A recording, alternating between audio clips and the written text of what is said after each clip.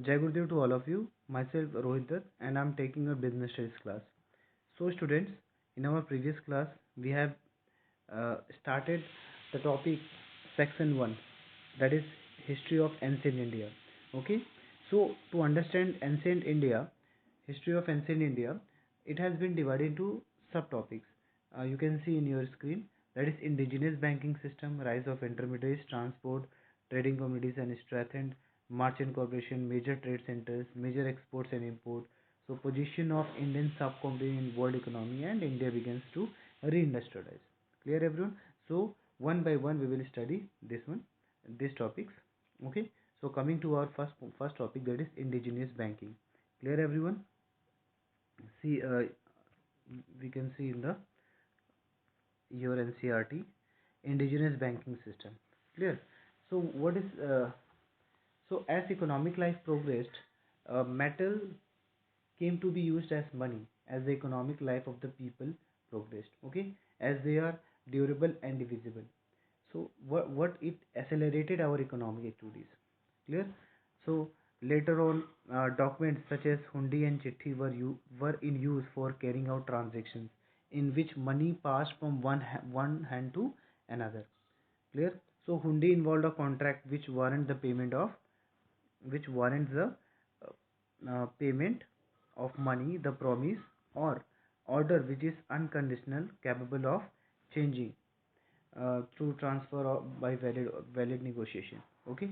So with the development of banking, people began to deposit precious metals, with lending individuals functioning as banker or seeds. So in this point, I'll just take an example of a movie. Okay, everyone has seen various movies, old movies. Okay, there you have heard the name of Munim, isn't it? So I think so. You all can imagine, okay, how the transactions were being done at that time. Okay, so same thing is being happened here also. So with the development of banking, people began to deposit precious metal with lending individuals functioning as banker or sales, because in ancient time barter system were prevailing. Okay, that is C to C, commodity to commodity. Clear? Clear? Because before, banking system was not there. Okay, and later on, slowly it has developed. Clear? So money became an instrument for supplying the manufacturers with a means of producing more goods. Clear? In the same, agriculture and the domestication of animals were main part of economic life of ancient people, as you all know. Clear? So also weaving cotton, dyeing fabric, making clay pots, utensils and handicraft. Okay, cottage industries, masonry, manufacturing, transport, carts, boats, etc. helped in generating surplus and saving for further investment. Clear everyone? So you can see here in the screen, as economic life of India progressed, following development took place. Like metal coin were being used as a medium of exchange. Documents such as hundi and chitti were used for buying and selling on credit. See, what do you mean by hundi and chitti? A hundi is an unconditional order in writing made by a person directing another to pay certain sum of money to a person named in the order. Okay, it's a promise to pay. Okay, it's a document related to promise of pay. You can see the pictures also, how hundis and chittis were. See, you can see in your screen. So this is the form uh, of hundis and chittis. Okay, that were prevailing in our ancient times. So with the help of these, uh, transactions were being done. Clear everyone? So coming to our next topic, that is rise of intermediaries. Clear? You can see your NCRT. So intermediaries. I think so. You know intermediaries. Which one is? They are called middlemen also. Okay, in Hindi we used to say bichwani. Clear? So intermediaries provided considerable finance security to the manufacturers by assuming responsibility for the risk involved. Okay, so their role was this, that they used to assume a risk. Okay, they used to provide financial securities to the manufacturers. Okay, especially in foreign trade. Okay, who were involved in foreign trade, their uh, Usually we used to see intermediaries were there, or we can use the word broker also. Clear? So during the Mughal period and the days of the East India Company, the institution of Jagat Seths also developed and exercised great influence. Clear? So commercial and industrial banks later evolved to finance trade and commerce, and agriculture banks also to provide both short-term and long-term loans to finance agriculturists. Okay, if you have heard today's news, okay, that is uh, 17th of April in the morning, our the RBI governor was announcing the funding provided to various uh, programs or various programs launched by the government. Okay, they were providing them that they have to help the poor peoples with that money. Clear? So you can see here, it played a what were the role of intermediaries? They played a prominent role in the promotion of trade. Okay. Second point, they provided considerable finance security to the manufacturers by assuming a responsibility for the risk involved, especially in foreign trade. You can see over here. Third, it comprised commission agents, brokers, and distributors, both wholesale and retail goods. Clear, everyone? So now coming to the next topic, that is transport. Clear? So transport is very easy, and I think so everyone knows. Okay, they have there.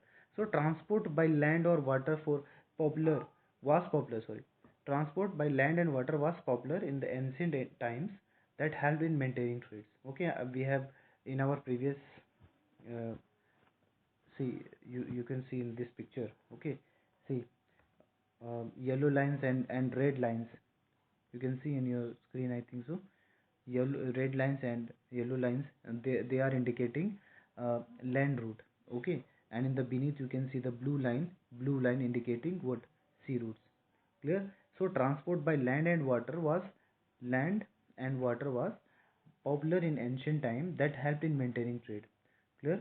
So trade routes were structurally wide and suitable for speed and safety. So maritime trades, this one is your maritime. Okay, see in the beneath you are seeing the blue lines. Clear? So maritime trade was another important branch of global trade network. Okay, Malabar coast has a long history of intermediate international maritime trade going back to the era of Roman Empire. Clear, everyone? Then coming to the next, that is an alternate route to India for spices that led to the discovery of America by Columbus in uh, you have heard about Columbus, isn't it? Christopher Columbus. So it has led to the discovery of America by Columbus in closing year of 15th century, and also brought Vasco da Gama also here. Clear, everyone?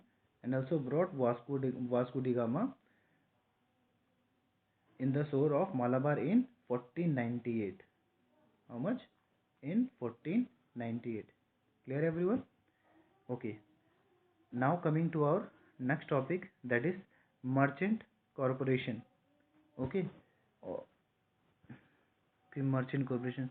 Okay, let's see a bit before merchant corporation. Trading communities and strength are given. Okay, see in your NCRT. So in different parts of the country, different communities dominated in trade. Clear? Like in Punjab,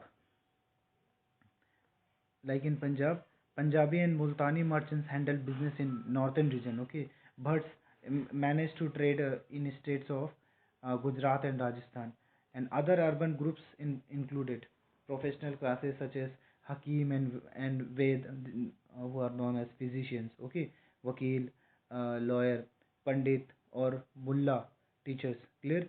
Painters, musicians, calligraphers, etc. Clear, everyone? So I'll just see you. I'll just show you the picture also. See, clear?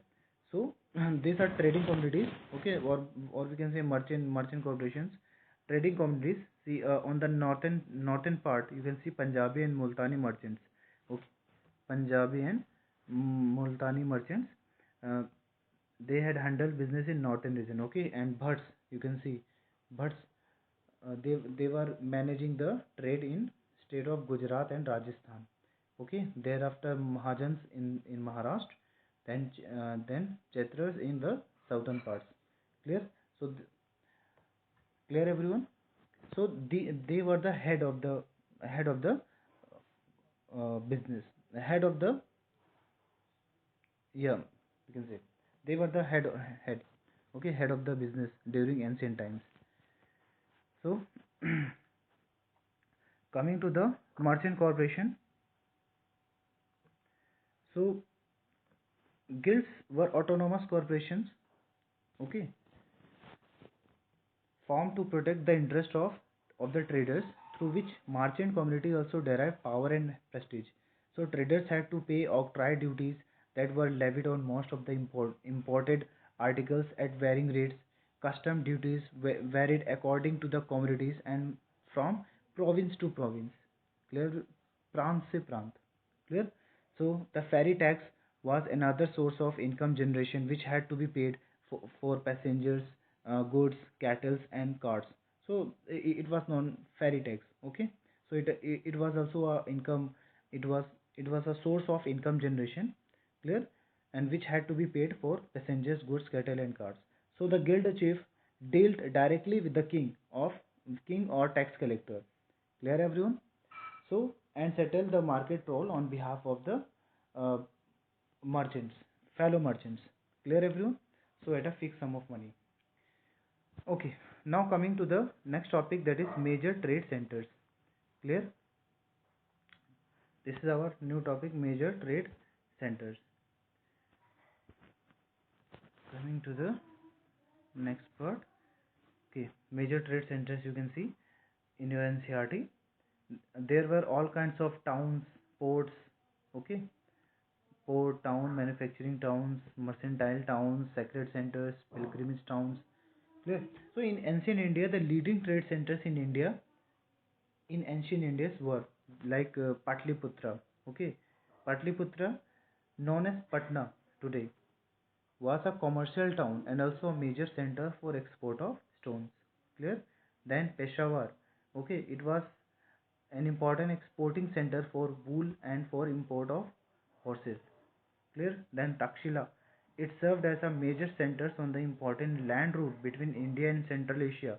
It was also a city of financial and commercial bank. Clear? The famous Takshila University flourished here. Clear, everyone? Then coming to the next, Indraprastha. So it was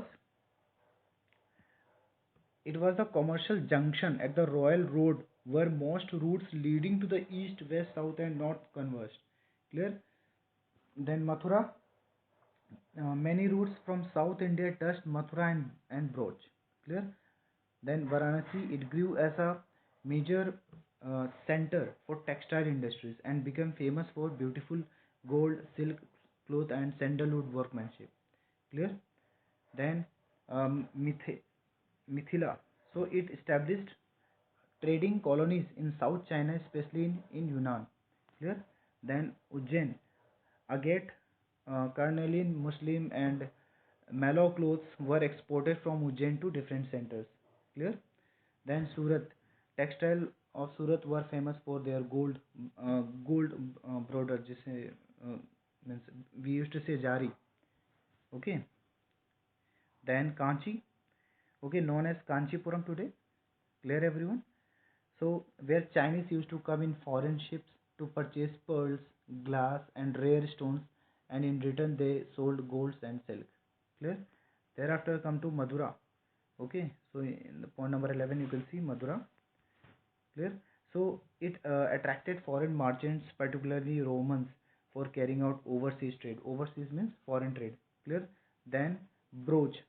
Okay, so it was situated on the banks of river Narmada and was linked with all important marts by roadways.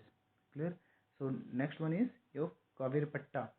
Okay, so it was a convenient place for trade with Malaysia, Indonesia, China, and the Far East. Okay, so it was the center of trade for perfumes, cosmetics, scents, silk, wool, cotton, corals, pearls, gold, and precious stones, and also for shipping, for shipbuilding. Clear?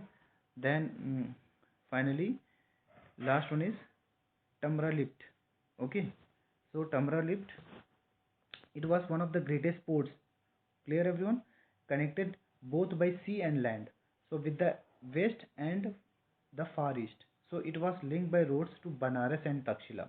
Okay, let's see all these uh, major trade centers in our diagram. You can see here.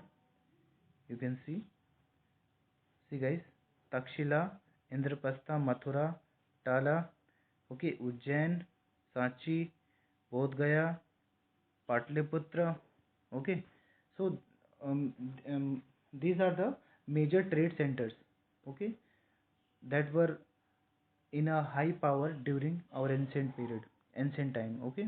Clear everyone? So now coming to our next topic, that is major export and imports. So export export consisted of spices, wheat, sugar, indigo. Also, you can see in this diagram. See over here. Export items like spices, wheat, sugar, indigo, opium,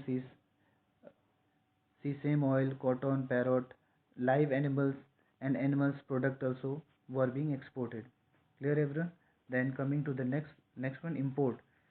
So you can see over here import items, that is Chinese silk, flask and linen, wine, gold, silver, tin, copper, etc. Clear everyone?